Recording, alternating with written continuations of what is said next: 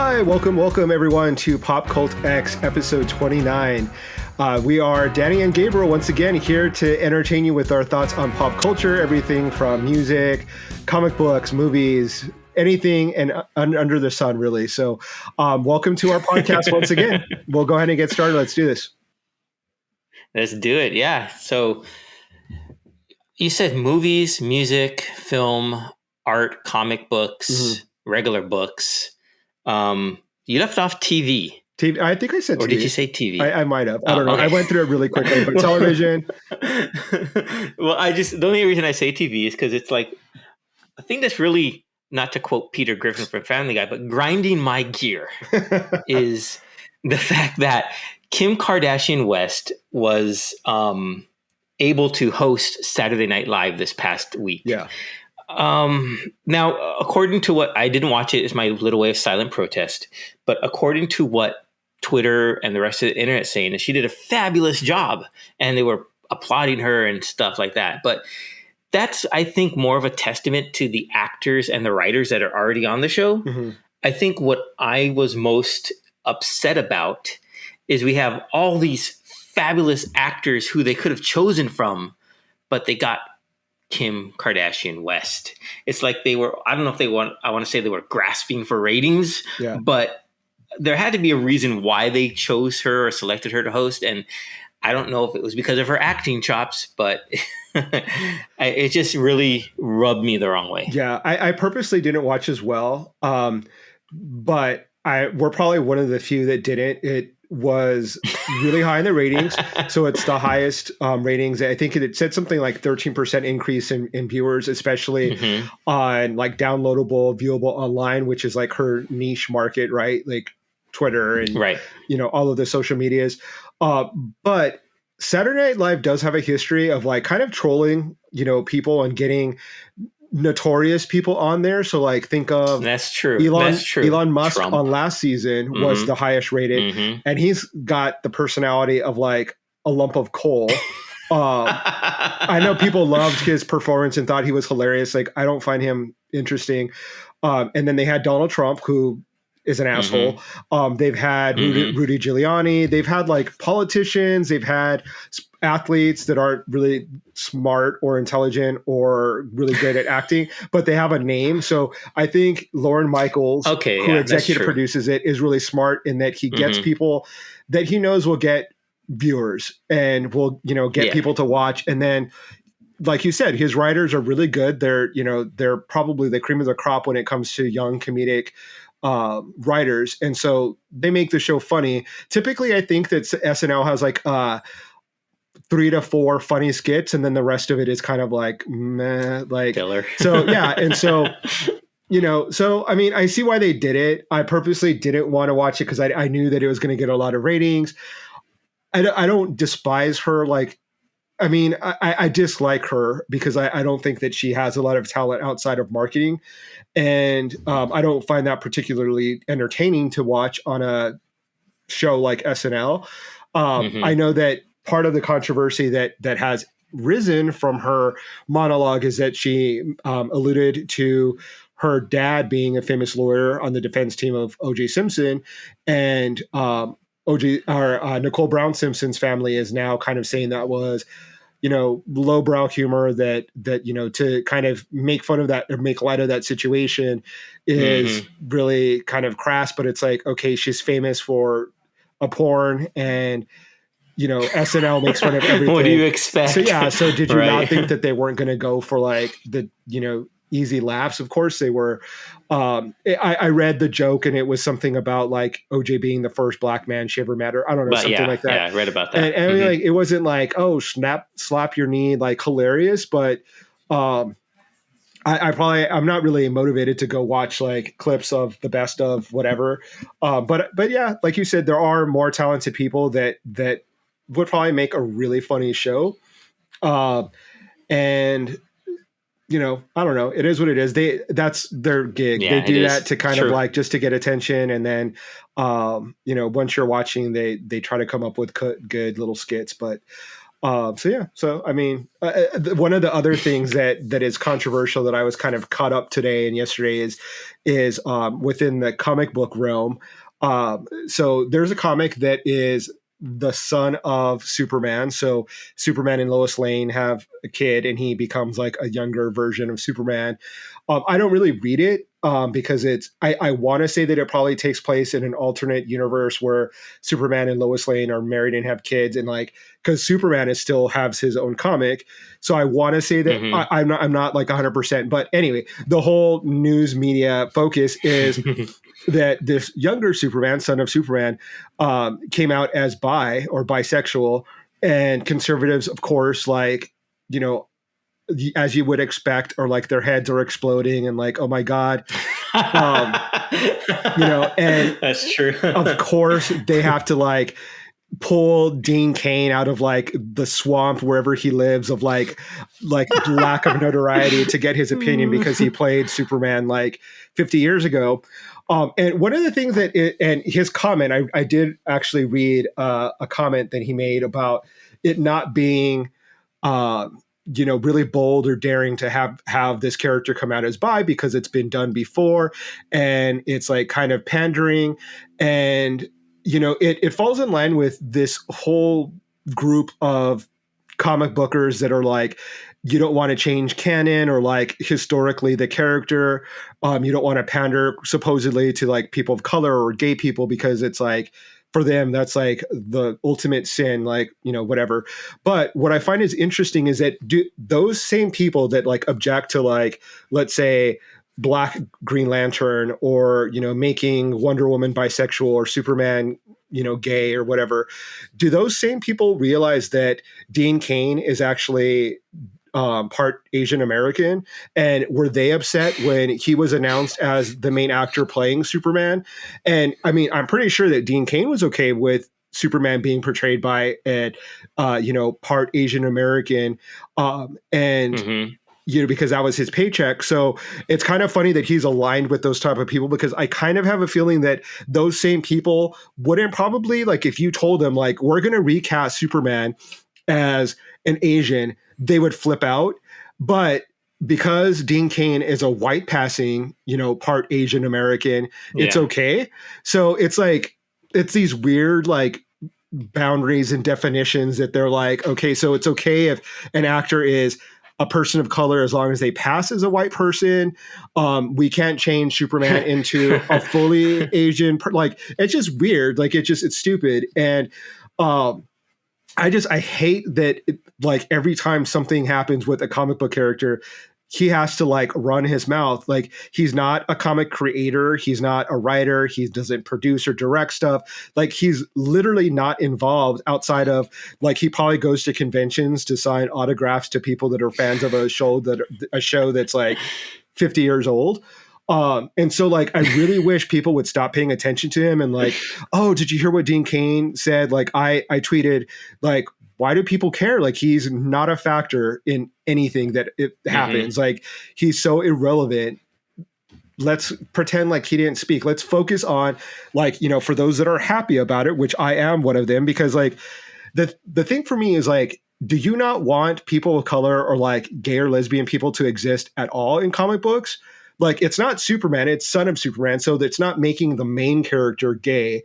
Like, do you not want any characters? So it's not changing the canon. Yeah, right? like, it's like something, it's new territory. And so like, they pretty much act like they don't want anything to be, minority or person of color, like anything different from like their binary. And it's like, so you're just openly sexist, misogynistic, racist, and homophobic. Like, you're cool with that. Like, and the thing that annoys me is that they don't openly say that. They're like, they have other reasons to say that why they're against all this stuff. But it's like, dude, like, be a big boy and just admit that you're a freaking racist. Like, yeah, right. Just like stand up for what your little shitty racist beliefs are, and then try to defend it, which it is like indefensible. So then we'll shut it down. But the good side of it is that DC and Marvel and like a lot of other comic book producers are continuing to make these really diverse comics. So it's like, okay, you can like kick rocks, like you can like hold your breath, like they're not going to change. So it's like now that the floodgates are open, they see the importance of diversity and that people are like consuming it and are really happy about it, about the representation in comic books now. So, you know, their opinion is really not important. So I don't know, that it really irks me because like, if you're not a comic book fan, like if you're like on the fringes of like the comic book world, then don't have a conversation about stuff you don't know about. And if you are part of that comic book world and you claim to be like, you know, you're this conservative, like superheroes can only be straight white men and the women have to be these like bodacious babes that are there just to like jerk off to in the comic books or whatever, then like you're not truly a comic book fan because you would see that like those characters were like badass from the beginning. Like Wonder Woman was a feminine icon, like from the get-go. She wasn't there for your like, for you to ogle and like say how hot she is. And you know, there was diverse, like the X-Men like had people of color from like almost the inception. I mean, not exactly, but like fairly close to like the 60s and 70s. And so there are examples of diversity within comics. So it's like, it's not new. It's just that your archaic views are like still the same, and you probably protested it or your grandparents protested it back then and you like picked up where the asshole left off, like, but get over it. Right. You know? It's like those people who I hear or saw on Twitter complaining about She-Hulk or Jane becoming Lady Thor, not realizing that Stan Lee created those characters back in the day. Yeah. It's not like, why do they have to make Hulk a woman? Well, we didn't. Stan Lee did. Yeah. So, yeah, like, you're right. And real comic book fans like love She-Hulk. Like she's like probably one of the like most beloved characters. And like real comic book fans, like they eat that up. Like they're like super huge fans. They have a huge following. Like Storm of the X-Men has a huge following. Jean Grey has a huge following. Rogue. Like these are characters that like are beloved and like they're, I don't know. I read a comment about like one of the guys was just like, you know, in my household, there's no feminist, you know, thank God my wife is like a conservative, smart, intelligent woman. And it's like, so when you read comic books and it's like Supergirl or Wonder Woman or Batgirl, like you don't see that as like a feminist act of their being powerful.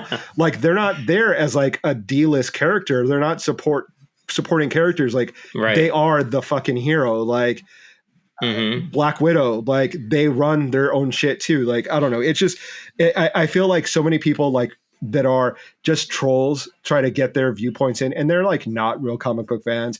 They try to talk like they are, but like you're really not, because you would see that it's been there like from the inception. Like they've always, the super heroines have always been there. Superheroes that are of varied backgrounds and diversity dimensions have been around for a while. And like most of the comic book universes were like created by like Jewish men, like from New York. And like, they weren't these like white Nazis, like turning out like Aryan superheroes. Like they're like Jewish guys that like created comics. Like it's not your world. Like if you're like a conservative Nazi, like racist, this isn't your world. Like you have to find something else. Right. Done. That's it.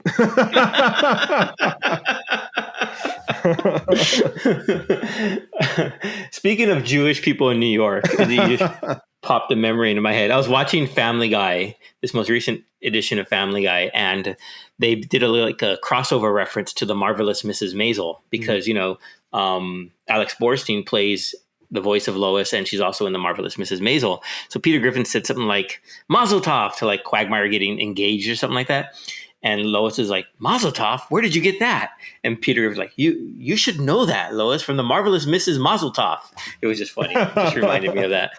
Yeah, and she's so great. Like she's probably my favorite character on that show. She's so good on it. I love her on that. But kind of, you know, going back, you know, into what our last podcast was about was celebrating, you know, Hispanic heritage and excellence within pop culture. there are some heroes that, I would like to talk about. And I know that you have some that you would like to talk about that we grew up watching that sort of broke boundaries and really influenced us and entertained us. And why don't we go ahead and get started into that? So this is like, I think round number 2 or like our second go round of, Latino excellence in pop culture, part 2. This is like 70s, like 80s, and 90s. Latino so like excellence in pop right. culture. Yeah. Like we're Latin excellence, where, we kind of left off. And so I'll go first, like, if you don't mind, because it kind of go for it. Kind of blends in or transitions from what we're talking about. Wonder Woman is Linda Carter. Like from, I think some of my earliest memories is watching Wonder Woman and being like so infatuated and in love with her. And so, like, Linda Carter, like, was like a perfect Wonder Woman, just like beautiful, like kind, caring, like just badass. And it was just super 70s. And she is half Mexican. Her mom is Mexican. And just seeing that it was like, a good representation of a Latina person that's not stereotypical. Like, she's a superhero. Obviously, I'm like a superhero nerd. So like, I immediately loved that show and loved her. And since then, like, she's just been someone that has, with her singing, with additional acting, she's been a really good role model for people. She's very accepting and supportive of the LGBT community. And, I love her. I think she's a really cool person. She's still beautiful even to this day. And she was probably the first Hispanic person that I saw on television that I was like, oh, that's awesome. Like, she looks like us. And not a lot of people know that she's actually Hispanic because, Carter is her last name, right. But she's very proud of her Mexican roots. Like, I've seen her accepting awards in Mexico and speaking Spanish, and they accept her with open arms. And she really embraces that culture and is very proud of her heritage and of her mom. She recently tweeted something about her mom, being the reason that she's proud of her heritage and has taught her so much and is her hero. And I love seeing it because, moms are so important within the Latino community. They're like the backbone of the family. So it kind of warmed my heart to see, someone speaking very kindly about their mom. But I love her still to today. I still consider her my Wonder Woman. That's cool. Yeah, that's really cool. What about you? Who's on your list? Well, just sticking in the TV realm, and it's one of the characters that I remember. I used to watch the show a lot, and it's Eric Estrada from Chips. Now he's Ponch as the character he played in the show. I remember seeing him, ride on a motorcycle. I always thought, oh, that guy's so cool. I want to be like him one of these days. He just had that suave style. Now he's a Puerto Rican who was raised in New York, but he encapsulated to me. And I guess at the time of growing up, I didn't really, like we've talked about before, didn't identify as what a Mexican or Hispanic person was, but I just always thought that he was really cool. Yeah. So, and I always thought that I wanted to be like him at a young age, not even knowing that he shared like I shared some sort of Hispanic roots with him. So I think that stood out to me in the TV side of things. Yeah. Now just transitioning real quick to the music side of things. Now, this person's on your list as well. This is why I'm bringing her up. Is I think when I think of 80s music and I think Hispanic or Latinx music, my first thought was Gloria Estefan, and she was just so huge. And I was just listening to a lot of her songs when I was doing research for this, and with the Miami Sound Machine, of course. But she was just so huge and so pivotal role in creating that sound from Miami and stuff. What was your thoughts on her and her career? Well, so I do love Gloria Estefan. She is someone that I loved her music since a kid. Like, I especially liked her music in Spanish. So her album Mi Tierra was one of my favorite albums of hers. Just having that Latin jazz, like salsa sound, like was something that like I further bonded with my dad out because he loves like salsa and Latin jazz. We, went to concert of hers together and saw her Cool. play live, and her band, the Miami Sound Machine, is like an incredible band, like just top musicians. As a person, I think she has like a very kind, like, soul, like, she's very maternal, like you can kind of, I don't know, she just emanates a sort of sweetness about her. Like, her contemporaries were like Madonna and people of that same time, and whereas Madonna kind of comes off as like this diva, Gloria Estefan, I think, is just is like just a really cool, down to earth, opposite, like kind of person. Recently, I've sort of respect her as the role as host of Red Table Talks. So she hosts a show with her cousin and with her daughter, Amelia Estefan, who they talk very honestly about their life and different topics. Okay. And the topic of Amelia Estefan coming out as a lesbian came up, and they were really honest, and they said that Gloria did not have the best reaction. I think she reacted like, you can't tell your abuelita she's gonna die, like this is gonna kill her. And I'm glad that they had that conversation. They shared it because I think that although it wasn't my experience, I think that it is an experience that many LGBT people that are also Latino experience, is like that family dynamic of like, okay, you come out, but like you can't come out to certain family members because like that's just going to hurt them so much, because Latinos are, historically very religious, very like conservative in some ways. And we have to talk about like those uncomfortable situations where like, okay, maybe like your mom's not comfortable, or your grandmother. They've now, obviously she's accepted her, love her daughter, and she's very open, about that transition that she had to like maybe not having such a great reaction to it, to now coming full terms with it.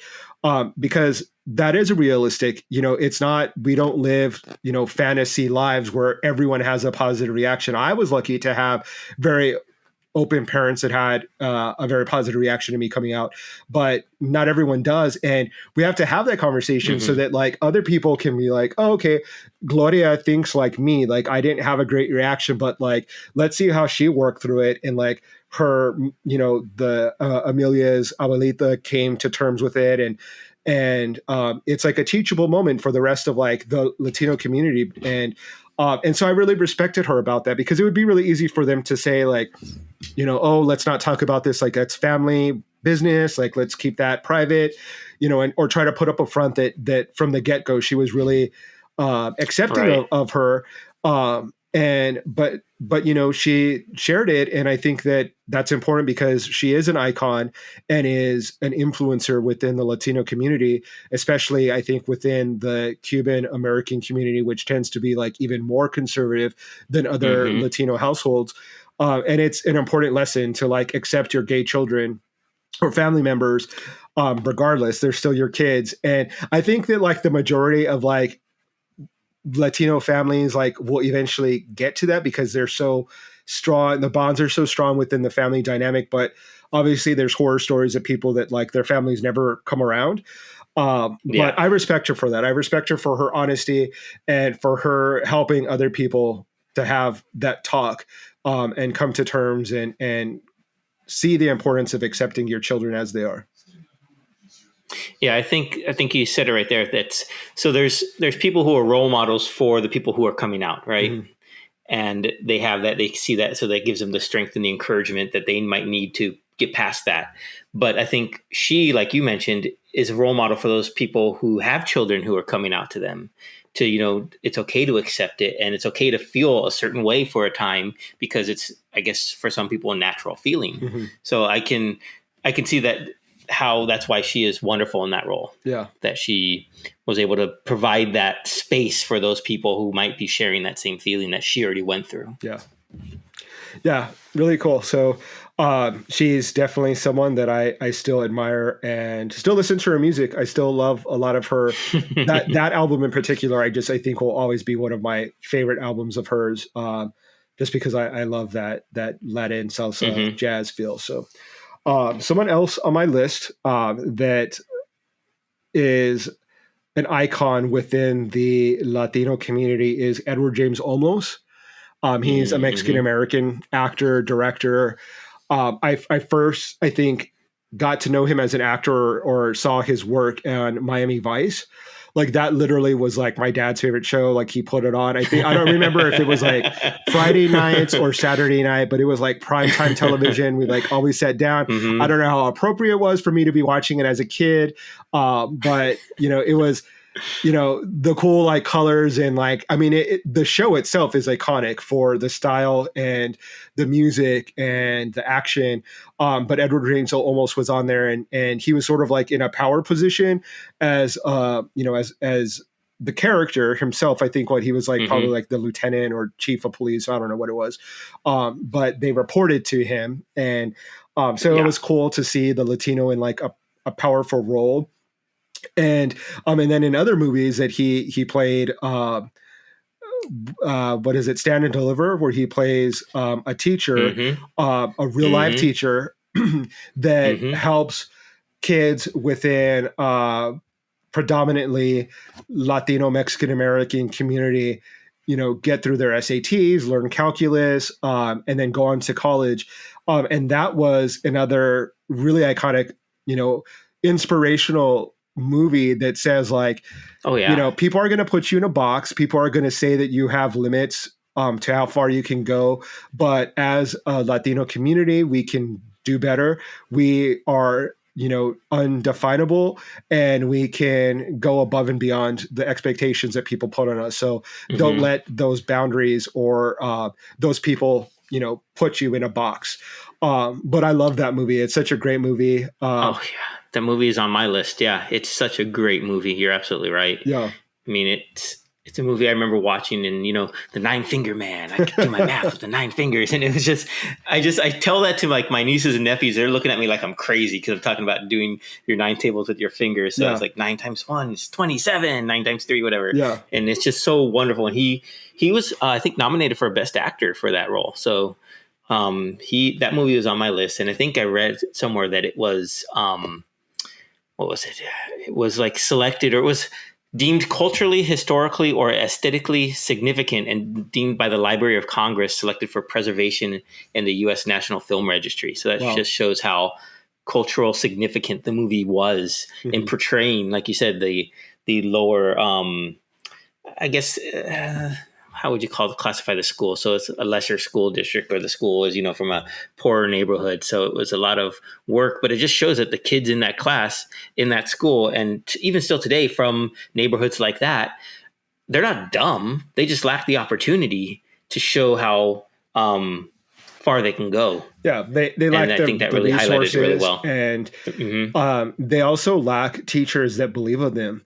And so when you don't have, someone as an instructor or as a teacher walk into a class thinking that you can achieve success or achieve greatness, like, then how do you do that? It takes a very motivated individual to like overcome those type of obstacles. But you can see, and that's a great example of when you have someone that believes in you and is in your corner and is pushing you to greatness, that the Latino people can achieve greatness. And I mean, it sounds like so silly to be like, yeah, we can actually do great stuff. But it's like, it takes those movies to break stereotypes of like, well, Mexicans aren't good at math, or, Mexicans can't go into Ivy League schools or do well on their SATs. And it now seems like such a ridiculous, idea to like even say something like that. But I mean, but that was a thing. That was like, people actually had to break stereotypes by performing well in school because people thought that we couldn't do it. So yeah, who else is on your list? Well, sticking with movies, and you mentioned this last episode, Blood In, Blood Out, also known as Bound by Honor. Now, that was on my list. And the reason it was on my list mainly was because I went to my high school. It had like the creative school for creative and performing arts. So they brought in the director and the 3 lead actors to talk to us. Oh, wow. So that was like my first experience. So getting to hear from Benjamin Bratt, from who was a Damien Chapa, and Jesse Borrego, along with the director, Taylor Hickford, I think. So, and we got to go, we even got to ask some questions. It was a whole day. So like, not a whole day, but a whole experience. It was really cool. But watching the movie and seeing Taylor Hackford, not Hickford, seeing the movie and how it, these three kids from a street gang in East LA from, the late 70s, early 80s, and seeing what they had to go through and, how they were, that saying where blood is thicker than water or something like that, how we're bound to each other through blood. And that's whether we like it or not. So we always have to stick with family and whatnot. And it was an interesting movie. I really should go back and revisit that movie in my adult life now, just to see if it still hits the same way as when I saw it as a teenager. Yeah. And, but I always appreciate the fact that I got to meet the actors and the director, and that really stuck with me. Yeah, it's really cool. And I think that it speaks to the willingness of Latino actors to like go back into the community and to reach out to the community to show that they also can achieve that success. I've met Edward James Olmos a couple times, and he's always been very active in the community and like very approachable and very active in trying to like uplift the youth and the community. I wish I could have said I've met Linda Carter, like maybe one day. But but I think that it's great that it shows that they still have ties to their heritage and that they want to help their community move forward. So that's really great. The next person that I have on my list is a Cuban-American director by the name of George Romero, and he is sort of like the king of zombie films. He made Night of the Living Dead. It's sort of like what put zombies pretty much on the map. I have my love-hatred relationship with zombies, but he is the genius behind Night of the Living Dead, which is like a metaphor for like all kinds of things like the rich and the poor, racial inequality, and just a scary horror movie. And it's someone that I love that even though he is Latino, that it's like his film is not just like, okay, I'm going to make Latino movies, or he can't pigeonhole him. Obviously now, like, okay, he's the king of that genre of movie as far as horror or zombie films, but it's not his ethnicity that has sort of pigeonholed him into a certain type of genre of films. So that's what I really admire him. And I really like that when people can kind of go outside of like expectations and do things that are like not expected of us as Latino people, like, which is not to say that I don't admire or respect, like Gloria Estefan doing music in Spanish, but like she also like dominated pop music. And that is unexpected for a Latina singer. Like, I think the expectation was like, stick to salsa, you'll do good as a Cuban.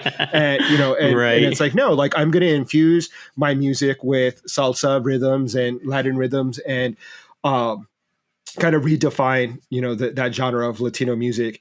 But I think it's just I admire him for creating that genre of film and then doing it really intelligently and making a movie that is considered like a classic movie, classic horror movie, classic zombie movie. However you want to look at it, it's just like the best zombie movie that's ever been made.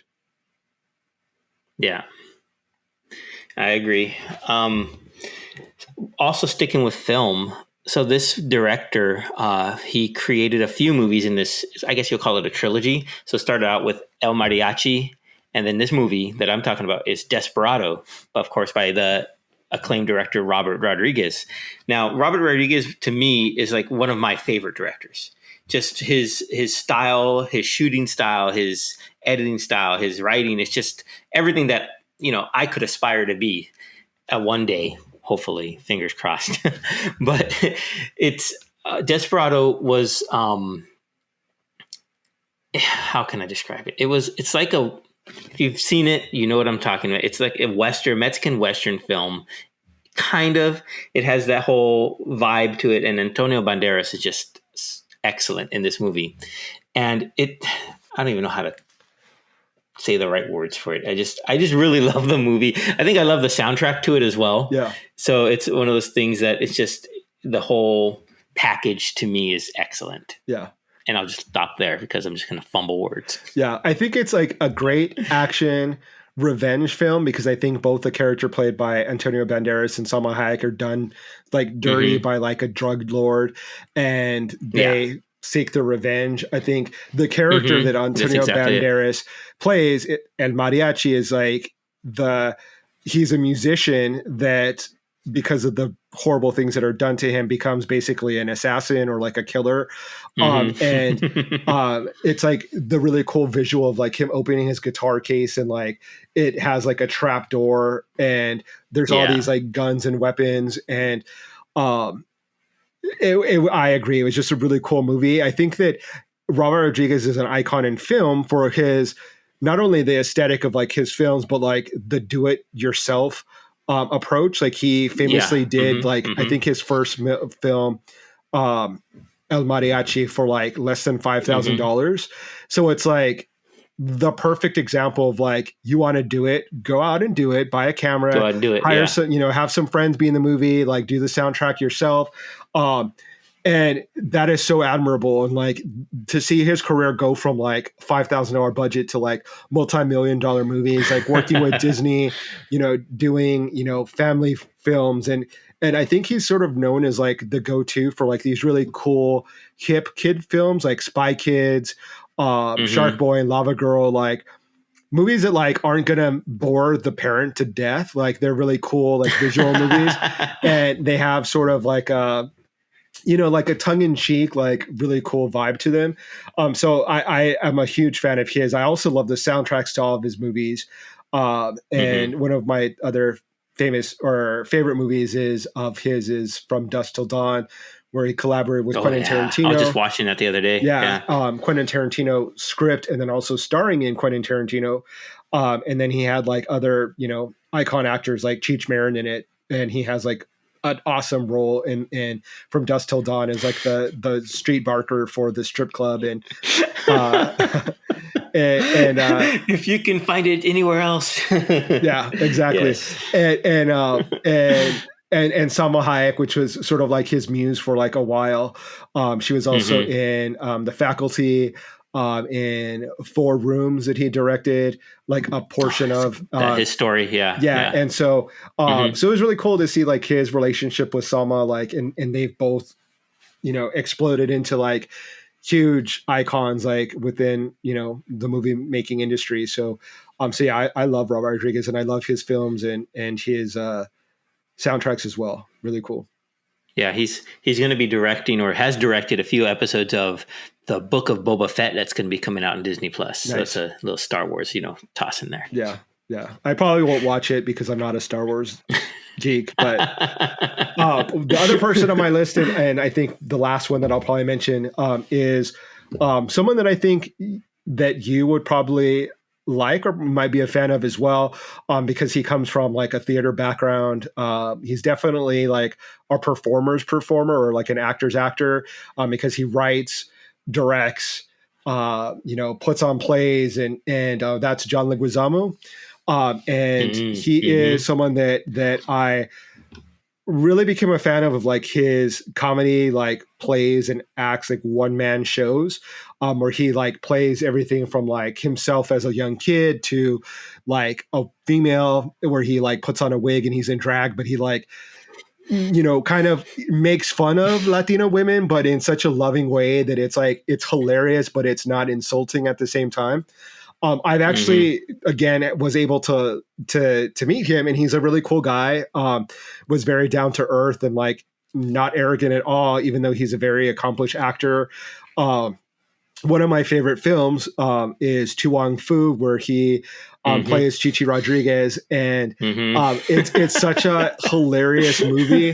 Like, it is. Patrick Swayze, Wesley Snipes, and John Leguizamo in drag, like going across the country and then ending up in some like hick, town, and like the people not knowing that they're drag queens, they think that they're real women. It's hilarious. It's like one of the funniest movies ever. I think he's a great all around performer. I mean, he can dance, he can, act, he can write, he can direct, he do so many different things, and he's funny, which is really hard to, I think people underestimate the talent of being a comedic actor or being a comedian. And he's definitely one of the funniest comedic actors out there. And so he made it on my list. Yeah, he's definitely, anything from like Carlito's Way to like you said, Tu Wong Fu. I remember when Tu Wong Fu came out in the movie theater, I was working at a movie theater at the time, and we had people coming in drag to watch the movie. So it was like, it was really cool. Yeah. I was like, and you just see the stares from all the other audience people just looking, because there's like these 6 foot tall ladies just walking through in full evening gowns to just watch the movie. It was really cool. That's hilarious. But he also can play. He also played an Italian guy in Super Mario Brothers. So, which it's coming to the forefront again, because they're talking about making an animated Super Mario Brothers with Chris Pratt playing Mario. So, but he's such a great actor, and I think he surprises you with, oh yeah, he was in that. He was in that. Oh yeah, he did the voice of in Ice Age. So it's like, he's just so his resume is so prolific that I think it's just, he's one of our cultural icons, I think. Yeah, you're absolutely right. Yeah. He was in, another one was Romeo and Juliet that he was in that was really good. Right. He played Bernardo, right? Yeah. Or, I forget. Not Bernardo. Yeah. I don't remember, but he was really good in it.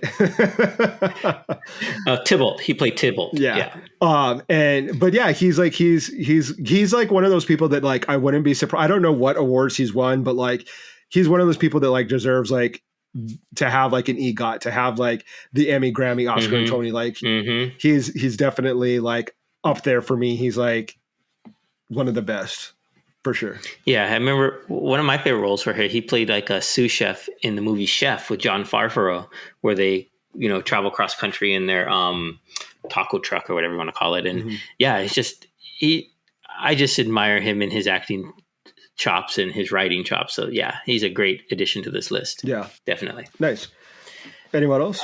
Two last people on my list. Now, these are cultural icons that I know I might not have watched them as much as the millions of other people have, but they're two TV show people. One was Walter Mercado Salinas, and his stage name was Shanti Anala. He's the astrologer, actor, dancer, writer. He was best known for his TV show where he's an astrologer, where he did the whole mucho amor, and that was his ending calling card.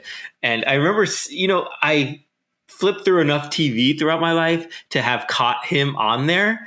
And I think there was a recent documentary on Netflix about him too. And it just shows how impactful he was to that whole community.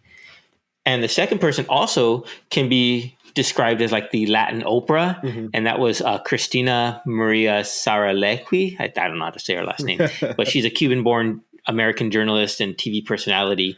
And she had the talk show El Show de Cristina for 21 years. She did that talk show. And I remember flipping through channels again as younger and seeing her talk show. I didn't understand what was going on because I didn't speak Spanish, but to see her daily for so long, you knew she was powerful, and you knew she must be very poignant and very beloved to stay on the TV for that long. So those are the last two that were on my list for entertainers for this go around. Yeah, I can't say that I was influenced by them too much, because Walter, I think a lot of people will be oh yeah, he was always on, my grandmother watched. My grandmother always had exactly. The news on. She wasn't a big Spanish television or Spanish language television watcher. She always just watched the local news, and then the TV was off.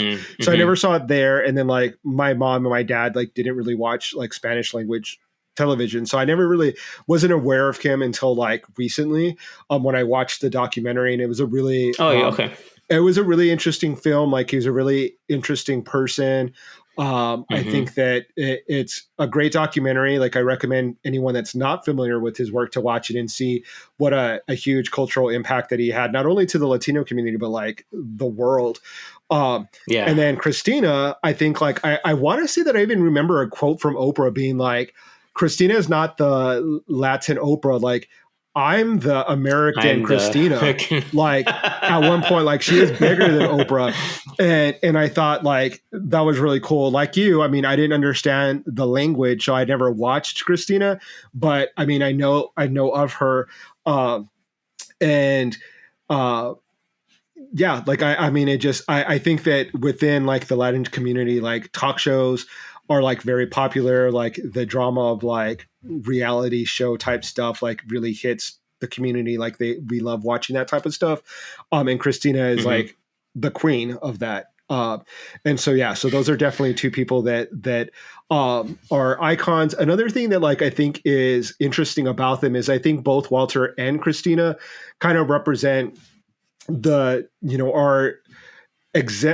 examples of how the Latino community like goes from like the darkest dark to like the whitest white, because like you see Christina and you see like true.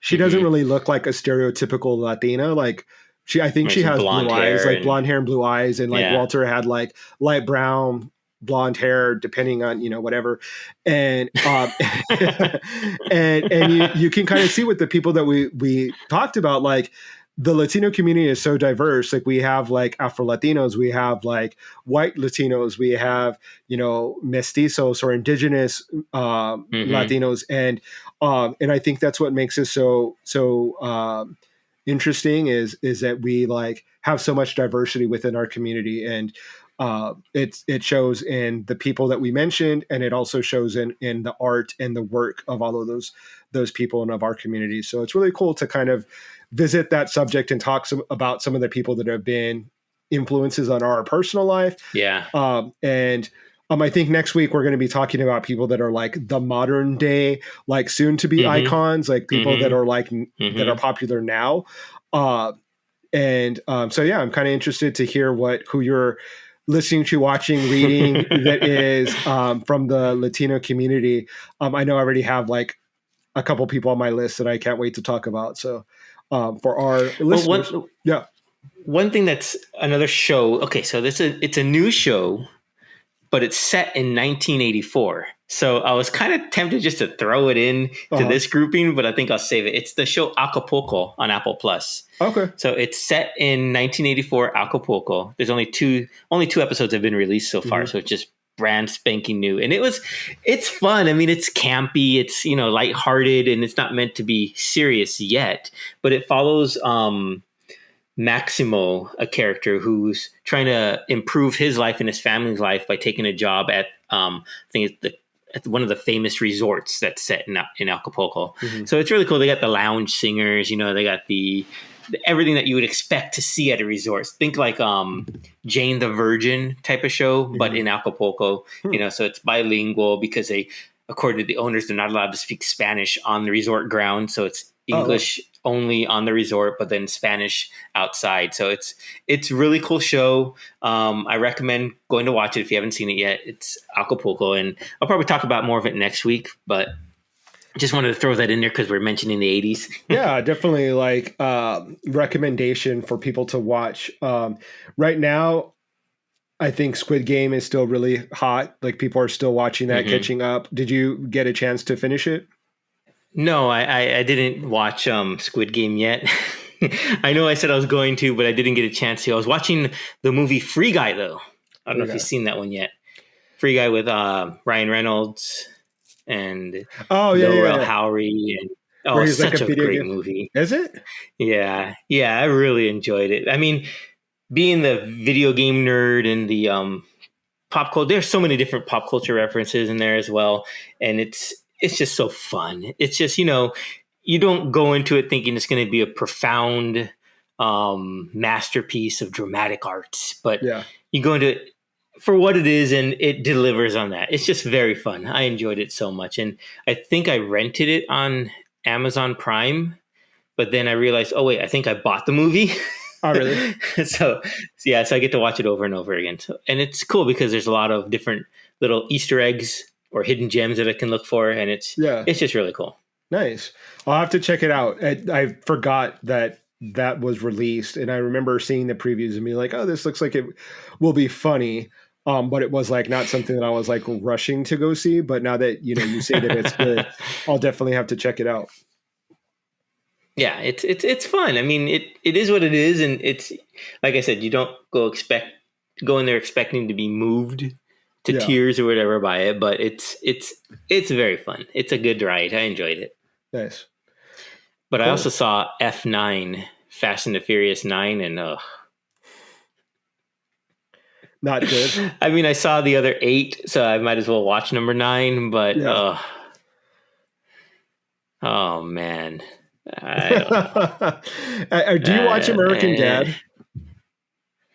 No. So there's an episode of American Dad where the young kid on the show, I know the characters. Yeah, him and his nerd friends find this script for Fast and the Furious, and it's like, they're like, oh, we have to like make this because it was like the lost script, and it's like super homoerotic, and they're like the characters like just start having like sex or making out with each other for no reason, and it's the funniest thing ever because it's like the movie, like they're kind of like that already, but like this just like takes it to one notch, and like before they edit out the like overly sexual stuff, so it's kind of funny.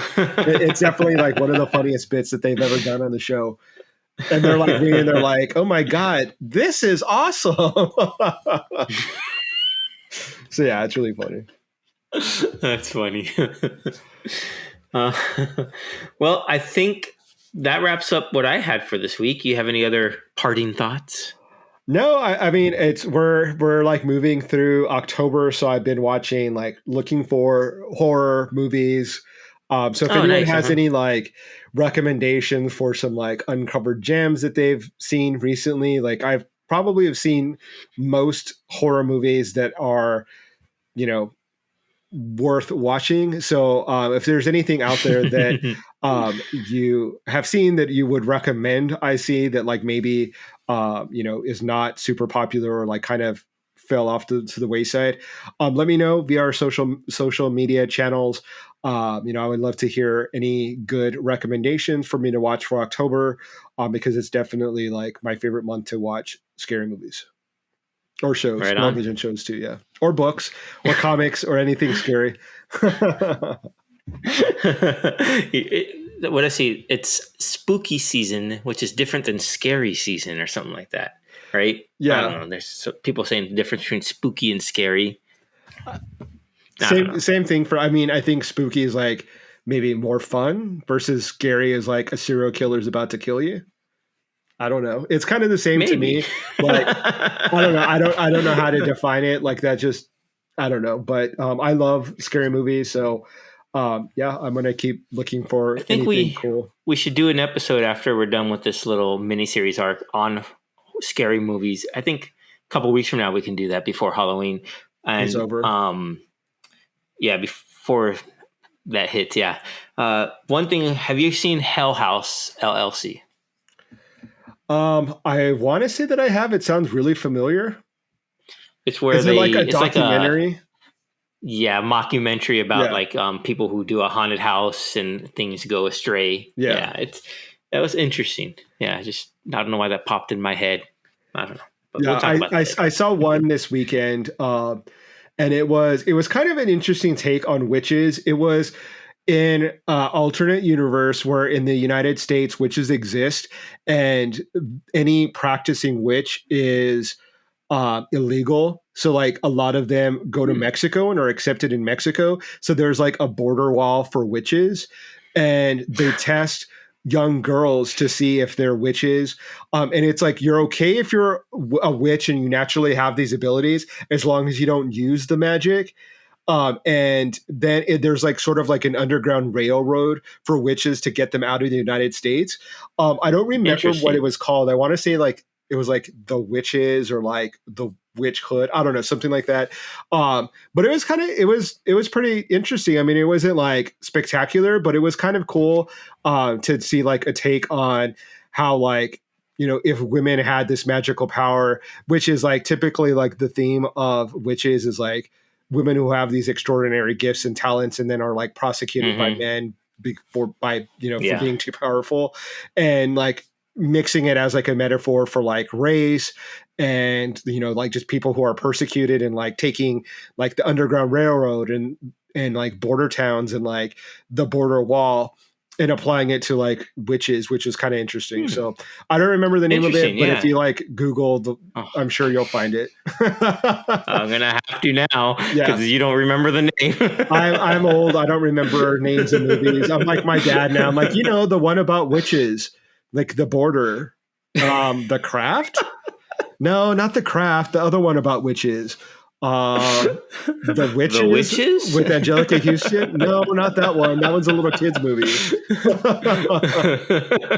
Yeah, that's me now. So cool. Okay, good to know.